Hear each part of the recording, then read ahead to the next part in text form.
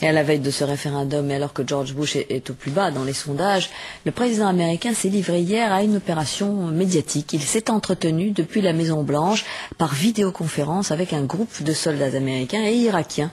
Une intervention qui suscite bien des polémiques, comme nous l'explique notre correspondant Gilles Boulot. Ce devait être un dialogue improvisé entre le président des États-Unis et une dizaine de soldats américains stationnés en Irak. Diffusée en direct à la télévision, cette vidéoconférence avait toutes les apparences de la spontanéité. George Bush a interrogé les soldats sur leur morale, leur expérience au combat et la future constitution irakienne.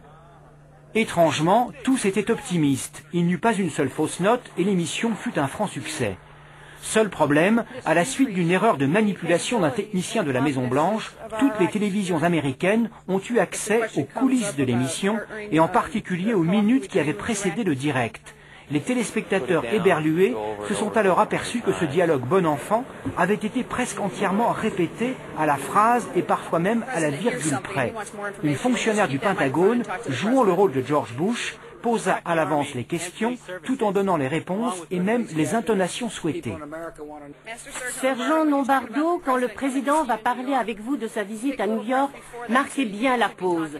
Si le président vous pose une question qui n'a pas été prévue, capitaine Kennedy, vous gardez le micro. Après la diffusion de cette conversation savamment chorégraphiée, le Pentagone a dû présenter des excuses publiques.